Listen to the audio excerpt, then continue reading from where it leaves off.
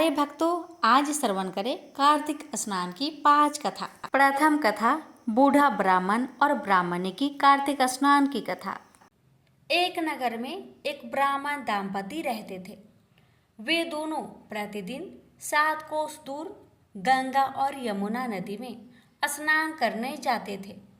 इतनी दूर आने जाने से ब्राह्मण की पत्नी थक जाती थी। एक दिन उसने अपने पति से कहा कि हमारा एक पुत्र होता तो कितना अच्छा रहता। पुत्र की बहू आती तो हमें घर वापस जाने पर खाना बना हुआ मिलता और बहू घर का काम भी कर देती। अपनी पत्नी की बात सुनकर ब्राह्मण ने कहा कि तूने बात तो सही कही है, चल मैं तेरे लिए बहू ला ही देता हूँ। ब्राह्मण ने कहा कि एक पोटली में आटा डालकर कुछ मोहरे रख दे। ब्राह्मण के कहे अनुसार उसने पोटली बांध दे दी। पोटली लेकर ब्राह्मण चला गया। ब्राह्मण सफर के दौरान यमुना के किनारे बहुत ही सुंदर लड़कियां दिखाई दी। वे रेत में घर बनाकर खेल रही थी। उनमें से एक लड़की ने कहा कि मैं अपना घर नहीं बिगाड़ूंगी, मुझे तो रहने के लिए ये घर चाहिए। लड़की की बात सुनकर ब्राह्मण मन ही मन सोचने लगा कि बहू बनाने के लिए यही लड़की उचित है। जब वह लड़की जाने लगी तो ब्राह्मण भी उसके पीछे पीछे उसके घर तक चला गया। वहां जाकर ब्राह्मण ने उस लड़की से कहा, बेटी, कार्तिक मास चल रहा है, इसलिए मैं किसी के घर खाना नहीं खाता। मैं अपने साथ आटा लेकर आया हूँ। तुम अपनी माता से पूछो कि क्या वह मेरे लिए आटा छानकर 4 रोटी बना देगी। यदि वह मेरा आटा छानकर रोटी बनाएगी तो ही मैं रोटी खा लूँगा। लड़की ने जाकर अपनी माँ को ये सारी बात बताई। माँ ने कहा, उचित है, जाकर ब्राह्मण देव से कह दो कि वह अपना आटा दे दे, मैं रोटी बना दूंगी। जब वह आटा छानने लगी तो आटे में से मोहरे निकली। वह सोचने लगी कि जिसके आटे में इतनी मोहरे है उसके घर में कितनी मोहरे होगी। जब ब्राह्मण खाना खाने बैठा तो लड़की की माँ ने उस ब्राह्मण से पूछा, क्या आपका कोई लड़का है और क्या आप उस लड़के की सगाई करने जा रहे हो। यह सुनकर ब्राह्मण ने कहा कि मेरा लड़का तो काशी में पढ़ने गया हुआ है, लेकिन यदि तुम कहो तो खांड कटोरे से विवाह करके तेरी बेटी को अपने साथ ले जाऊं। लड़की की माँ ने कहा, ठीक है ब्राह्मण देव। इस पर लड़की की माँ ने लड़की की खांड कटोरे से शादी करके ब्राह्मण के साथ भेज दिया। ब्राह्मण ने घर आकर कहा, रामू की माँ, दरवाजा खोल और देख, मैं तेरे लिए बहू लेकर आया हूँ। ब्राह्मण की पत्नी भीतर से ही बोली, हमारे तो कोई बेटा बेटी नहीं है, तो बहू कहाँ से आई। दुनिया ताने मारती थी, अब आप भी मारने लगे। ब्राह्मण ने कहा, तू दरवाजा खोल कर तो देख। जब ब्राह्मणी ने दरवाजा खोला तो सामने बहू को खड़ी देखा। उसने बहू का स्वागत किया और आदर सत्कार से अंदर ले गई। अब जब ब्राह्मण अपनी पत्नी के साथ नदी स्नान करने जाता तो पीछे से बहू घर का सारा काम करके और खाना बनाकर रखती थी। वह उनके कपड़े धोती और रात को हाथ पैर भी दबाती थी। इस तरह बहुत दिन बीत गए। ब्राह्मणी ने अपनी बहू से कहा कि बहू, कभी भी चूल्हे की आग मत बुझने देना और मटके का पानी खत्म मत होने देना। परंतु एक दिन चूल्हे की आग बुझ गई। यह देखकर बहू घबरा गई और भागी भागी अपनी पड़ोसन के पास गई और कहा कि मेरे चूल्हे की आग बुझ गई है, मुझे थोड़ी आग चाहिए। मेरे सास ससुर सुबह 5 बजे से गए हुए हैं, वह थके हुए घर आएंगे, इसलिए मुझे उनके लिए खाना बनाना है। यह सुनकर पड़ोसन ने कहा कि तू तो बावली है, तुझे यह दोनों मिलकर पागल बना रहे हैं। इनके कोई पुत्र नहीं है, ये निसंतान है। बहू ने कहा, नहीं ऐसा मत बोलो, इनका बेटा तो बनारस काशी में पढ़ने गया हुआ है। इस पर पड़ोसन ने कहा कि यह तुझे झूठ बोलकर लाए हैं, मेरी बात सच मान, इनके कोई बेटा नहीं है। अब बहू पड़ोसन की बातों में आ गई और कहने लगी कि अब आप ही बताओ मैं क्या करूं। पड़ोसन ने कहा कि करना क्या है, जब तुम्हारे सास ससुर आए तो जली हुई रोटियां बनाकर देना और बिना नमक की दाल बनाकर देना। खीर की कलछी दाल में और दाल की कलछी खीर में डाल देना। पड़ोसन ने उसे अच्छे से सिखा पढ़ा दिया। फिर जब उसके सास ससुर घर आए तो उसने ना तो उनका आदर सत्कार किया, ना ही उनके कपड़े धोए। जब उसने सास ससुर को खाना दिया तो सास बोली, बहू आज यह रोटियां जली हुई क्यों हैं और दाल भी आलूनी है। तब बहू ने पलटकर कहा कि एक दिन ऐसा खाना खा लोगे तो कुछ बिगड़ नहीं जाएगा तुम्हारा। सास ससुर को खरी खोटी सुनाकर वह फिर से पड़ोसन के पास गई और बोली कि अब आगे क्या करना है। पड़ोसन ने कहा कि अब तुम सातों कोठों की चाबी मांग लेना। अगले दिन जब भी स्नान करने के लिए जाने लगी तो बहू अड़ गई कि मुझे तो सातों कोठों की चाबी चाहिए। तब ससुर ने कहा कि इसे चाबी दे दो। तब सास ने बहू को चाबी दे दी। सास ससुर के जाने के बाद जब बहू ने दरवाजे खोले तो देखा कि किसी में अन्न भरा है, किसी में धन भरा है और किसी कोठे में बर्तन पड़े हैं। जब उसने सबसे ऊपर का सातवां कोठा खोला तो देखा कि शिव जी, पार्वती माता, गणेश जी, लक्ष्मी माता, पीपल पथवारी, कार्तिक के ठाकुर, राई दामोदर, तुलसी जी का बिरवा, गंगा यमुना और 33 कोटि देवी देवता विराजमान है। वहीं पर एक लड़का चंदन की चौकी पर बैठा माला जप रहा है। यह सब देखकर उसने लड़के से पूछा कि तुम कौन हो। तब लड़का बोला कि मैं तेरा पति हूँ, अभी दरवाज़ा बंद कर दे, जब मेरे माता पिता आएंगे तब दरवाज़ा खोलना। यह देखकर बहू बहुत खुश हुई और 16 श्रृंगार कर सुंदर वस्त्र पहनकर अपने सास ससुर का इंतजार करने लगी। उसने अपने सास ससुर के लिए अच्छे अच्छे पकवान बनाए। जब उसके सास ससुर घर पर आए तो उसने उनका आदर सत्कार किया और प्रेम पूर्वक खाना खिलाया और हाथ पैर दबाने लगी। और पैर दबाते दबाते बहू ने कहा कि माँ, आप इतनी दूर गंगा यमुना स्नान करने के लिए जाती हो तो आप थक जाती हो, इसलिए आप घर पर ही स्नान क्यों नहीं करती हो। यह सुनकर सास कहने लगी कि बेटी, गंगा यमुना घर पर तो नहीं बहती है। तब उसने कहा, हाँ माँ जी, बहती है, चलो मैं आपको दिखाती हूँ। जब बहू ने सातवां कोठा खोलकर दिखाया तो उसमें शिव जी, पार्वती जी, गणेश जी, लक्ष्मी जी, पीपल पथवारी, कार्तिक के ठाकुर, राई दामोदर, तुलसी जी का बिरवा, गंगा यमुना बह रही है और 33 कोटि देवी देवता विराजमान है। वह चौकी पर बैठा एक लड़का माला जप रहा है। माँ ने उसे देखकर कहा कि बेटा तू कौन है। लड़का बोला, माँ मैं तेरा बेटा हूँ। तब ब्राह्मणी ने पूछा कि तू कहाँ से आया है। लड़के ने जवाब दिया कि मुझे कार्तिक के देव ने भेजा है। माँ ने कहा, बेटा यह संसार कैसे मानेगा कि तू मेरा बेटा है। माँ ने कुछ विद्वान पंडितों से मदद मांगी। पंडितों ने कहा, इस पर बहू बेटा खड़े हो जाए और उस पर माँ खड़ी हो जाए। माँ ने चमड़े की अंगिया पहनी हो और छाती में से दूध की धार निकलकर बेटे की दाढ़ी मूछ भीगे और पवन पानी से गठजोड़ बंधे, तब मानेंगे कि यह इस माँ का ही बेटा है। उसने ऐसा ही किया। चमड़े की अंगिया फट गई और छाती में से दूध की धार निकलकर बेटे की दाढ़ी मूछ भीग गई। पवन पानी से बहू बेटे का गठजोड़ बंध गया। यह सब देखकर ब्राह्मण और उसकी पत्नी की खुशी का ठिकाना ना रहा। तो ये थी कार्तिक मास की कथा।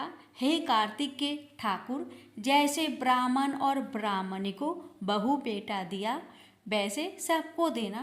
कार्तिक मास की कथा कहने, सुनने और हुक्कारा भरने वाले सब पर अपनी कृपा सदा सर्वदा बनाए रखना। प्रेम से बोलिए कार्तिक के देवी देवता की जय। कार्तिक स्नान की दूसरी कथा। एक बुढ़िया माई थी जो चतुर्मास में पुष्कर स्नान किया करती थी। उसके एक बेटा और बहू थे। सास ने बहू को फलाहार उपवास में खाने योग्य बनाने को कहा, तो बहू ने खाली टिफिन ही रख दिया।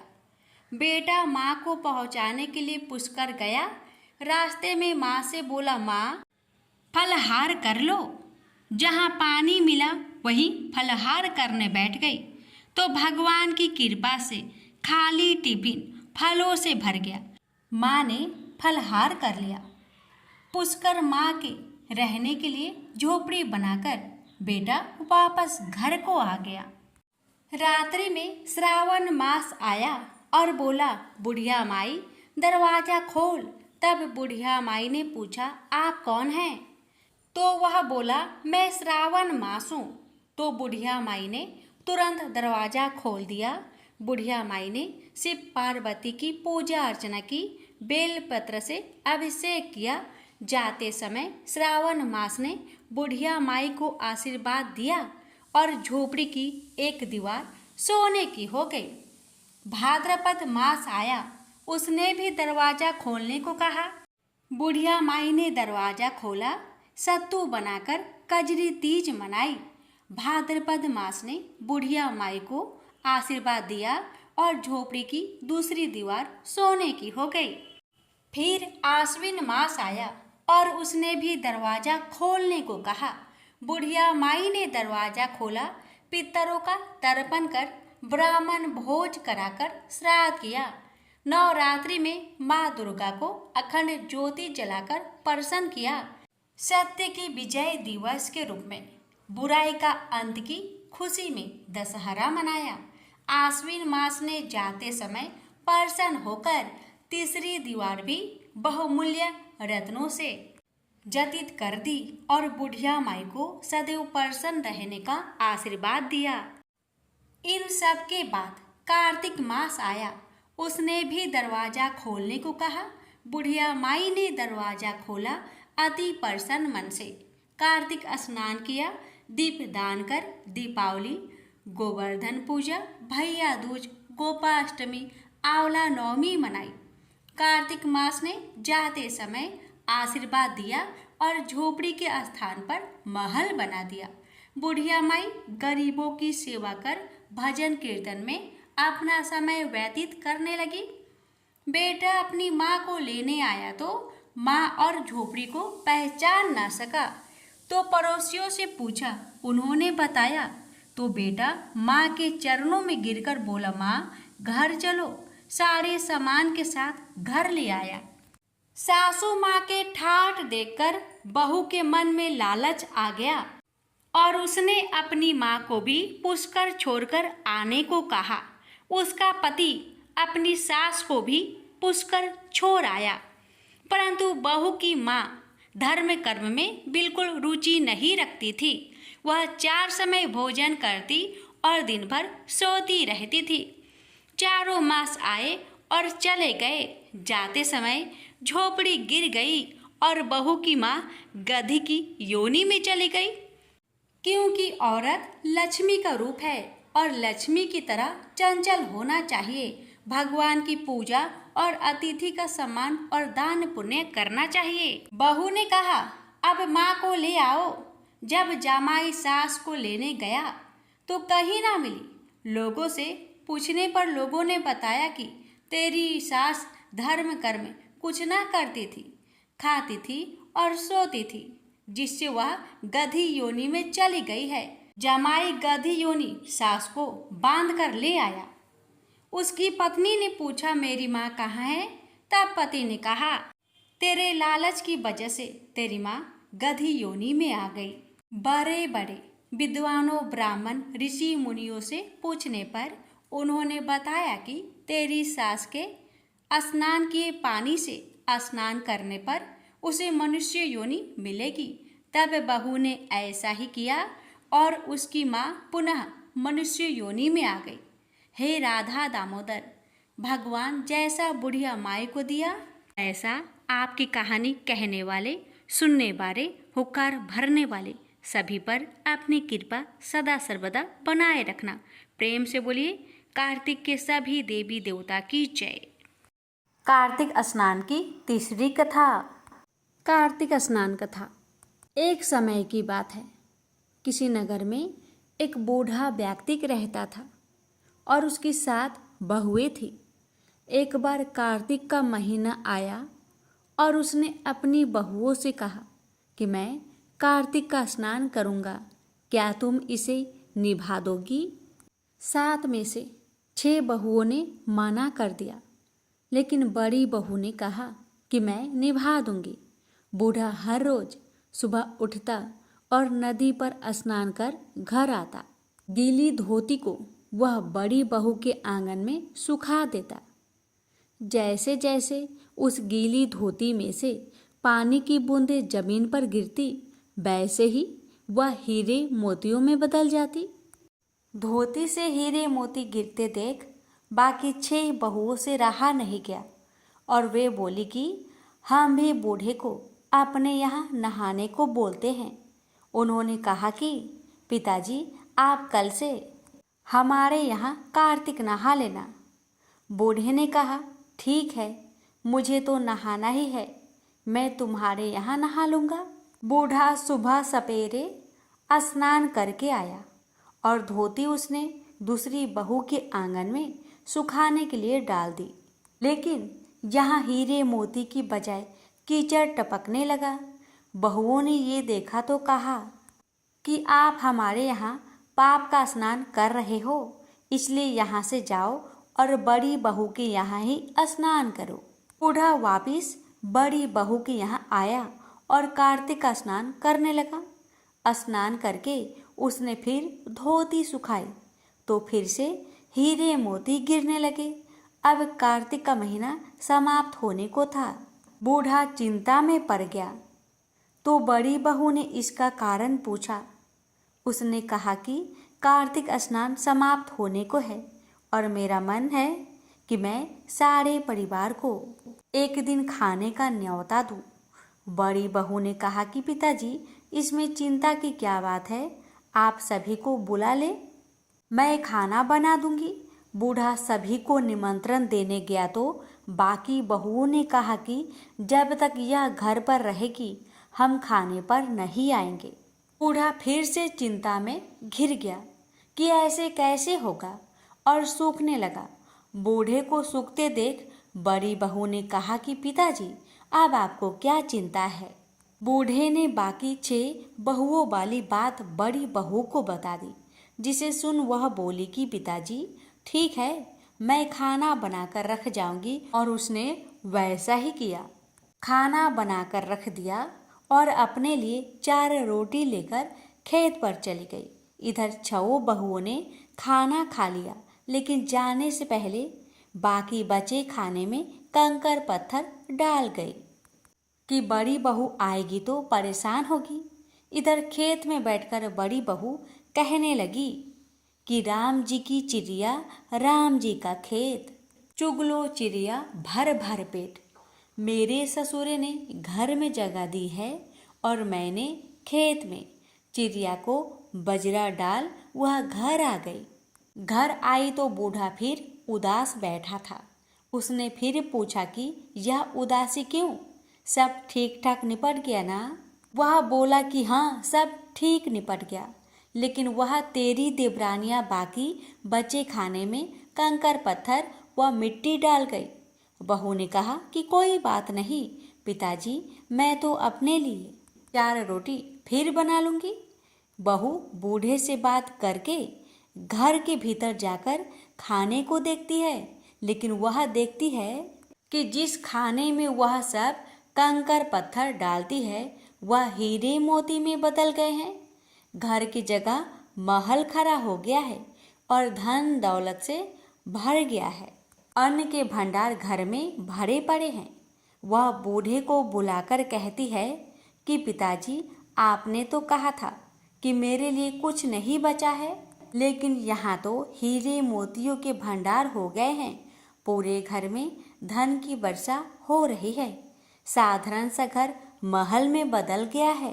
बूढ़ा सब चीजें देखकर बोला कि बेटी, तुमने सच्चे मन से कार्तिक स्नान सच्चे मन से निभाया था, लेकिन बाकी बहुओं ने पापी मन से इसे निभाया। इसलिए कार्तिक देवता तुमसे प्रसन्न हुए और यह फल दिया है। हे कार्तिक के देवता, जैसे आपने बड़ी बहू की सुनी, वैसे ही आप सभी की सुनना। प्रेम से बोलिए कार्तिक के देवता की जय। कार्तिक स्नान की चौथी कथा, इल्ली और घूनी की कथा।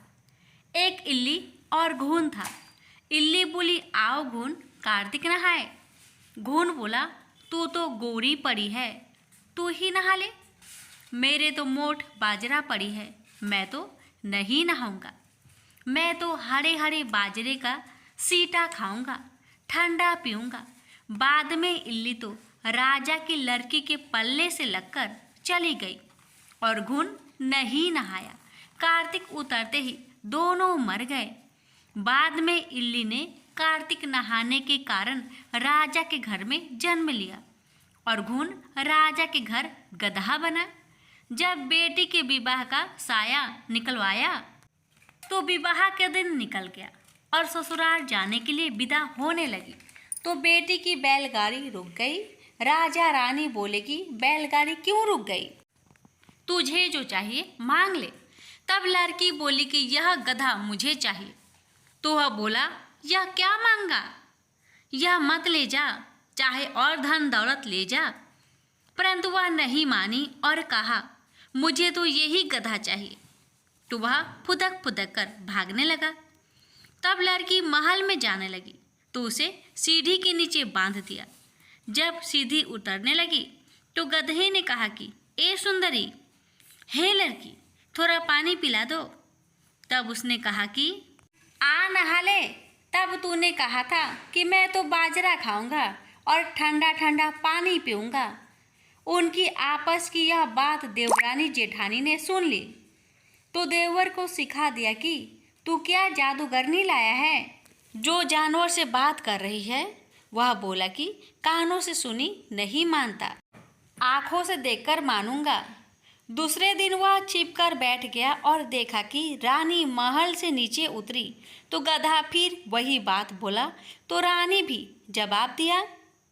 तब वह तलवार निकालकर खड़ा हो गया और बोला कि तू जानवर से क्या बात कर रही है, तो बता दे, नहीं तो तलवार से मारूंगा। तब रानी ने कही कि औरत का भेद मत खोलो। तब राजा ने कहा कि मैं तेरा पूरा भेद खोलूंगा। तब रानी ने कहा कि पिछले जन्म में मैं तो इल्ली थी और यह घून था। तब मैंने कहा कि आ घून, कार्तिक नहा लेते हैं, तो यह नहीं नहाया, जिससे यह गधा बन गया और मैं राजा के पल्ले से लगकर नहाई तो राजा के घर जन्म लिया। इसलिए मैं तो पिछली बात कर रही थी। यह बात सुनकर राजा ने कहा, क्या कार्तिक में नहाने से इतना फल है? रानी ने कहा कि कार्तिक में नहाने से आपके घर में राजपाट कर रही हूँ।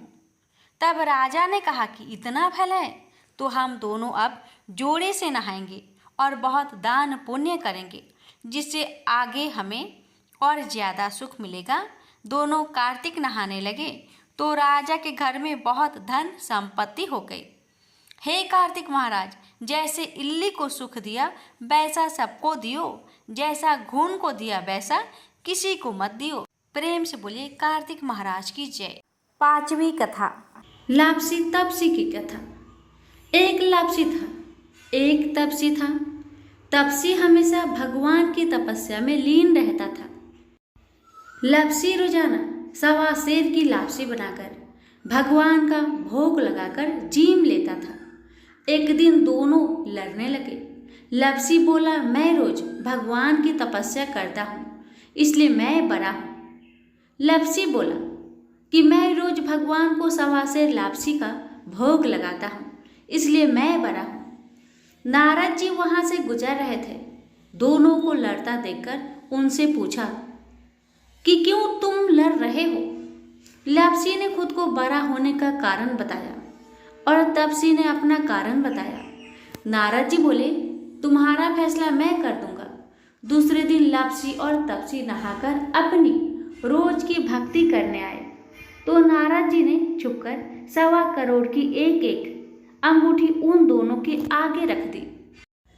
तपसी की नजर जब अंगूठी पर पड़ी तो उसने चुपचाप अंगूठी उठाकर अपने नीचे दबा ली। लप्सी की नजर अंगूठी पर पड़ी लेकिन उसने ध्यान नहीं दिया। भगवान को भोग लगाकर लप्सी खाने लगा। नारद जी सामने आए तो दोनों ने पूछा कि कौन बड़ा, तो नारद जी ने तपसी को खड़ा होने को कहा। वो खड़ा हुआ तो उसके नीचे दबी अंगूठी दिखाई पड़ी। नारद जी ने तपसी से कहा, तपस्या करने के बाद भी तुम्हारी चोरी करने की आदत नहीं गई, इसलिए लप्सी बड़ा है और तुम्हें तुम्हारी तपस्या का कोई भी फल नहीं मिलेगा। तपसी शर्मिंदा होकर माफी मांगने लगा। उसने नारद जी से पूछा, मुझे मेरी तपस्या का फल कैसे मिलेगा? नारद जी ने कहा, यदि कोई गाय और कुत्ते की रोटी नहीं बनाएगा तो फल तुझे मिलेगा। यदि कोई ब्राह्मण को भोजन करवाकर दक्षिणा नहीं देगा तो फल तुझे मिलेगा। यदि कोई साड़ी के साथ ब्लाउज नहीं देगा तो फल तुझे मिलेगा। यदि कोई दिए से दिया जलाएगा तो फल तुझे मिलेगा। यदि कोई सारी कहानी सुने लेकिन तुम्हारी कहानी नहीं सुने तो फल तुझे मिलेगा। उसी दिन से हर व्रत कथा कहानी के साथ लप्सी तपसी की कहानी भी सुनी और कही जाती है। प्रेम से बोलिए लक्ष्मी नारायण की जय।